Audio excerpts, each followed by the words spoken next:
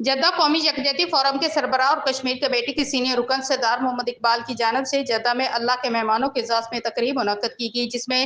Community کی معروف سماجی، کاروباری اور سیاسی شخصیت نے بھرپور شرکت کی۔ مزید جانتے ہیں ثنا شعیب کی اس رپورٹ میں۔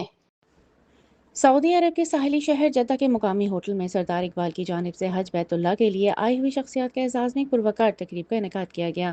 اس تقریب کے مہمان خصوصی چودھری محمد سعید، سابق وزیر حکومت آزاد کشمیر، اور تقریب کے مہمان خاص کرنل قاضی تسکین تھے۔ تقریب سے خطاب کرتے ہوئے بزنس کمیونٹی کے عقیل آرائی، مسلم لیگ نون کے جنرل سیکرٹری ملک منظور، راجہ شمروز اور انجینئر سجاد نے خطاب کرتے ہوئے معزز مہمانوں کو حج کی ادائیگی پر دلی مبارکباد دیتے ہوئے کہا کہ اللہ تعالیٰ آپ کی عبادتیں قبول فرمائے۔ مہمان خصوصی کرنل قاضی تسکین نے اپنے خطاب میں شاندار تقریب منعقد کرنے پر سردار اقبال کا تہہ دل سے شکریہ ادا کیا، اور انہوں نے حج کی بہترین انتظامات کرنے پر سعودی گورنمنٹ اور خاص طور پر تمام حج رضاکاروں کا خصوصی طور پر شکریہ ادا کیا۔ مہمان خصوصی چودھری محمد سعید، سابق وزیر حکومت آزاد کشمیر، نے تقریب سے خطاب کرتے ہوئے کہا کہ پاکستان مسلم لیگ نون پاکستان کی ترقی کے لیے دن رات محنت کر رہے ہیں، اور انہوں نے کہا کہ وزیر اعظم شہباز شریف اور سپہ سالار عاصم منیر کی قیادت میں پاکستانی فوج اور عوام سیسا پلائی ہوئی دیوار کی مانند دشمنوں کے آگے کھڑی ہوئی ہے۔ اس موقع پر تقریب کے میزبان سردار اقبال نے اپنے اختتامی خطاب میں تمام معزز مہمانوں کو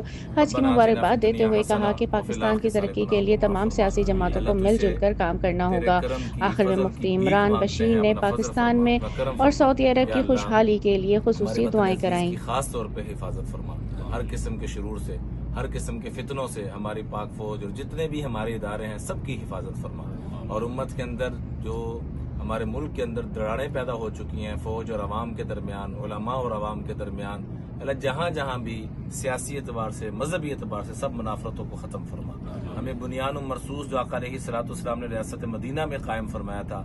اس روش پہ چلنے کی ہمیں اتحاد اور اتفاق نصیب فرما کہ ہمارے درمیان سیاسی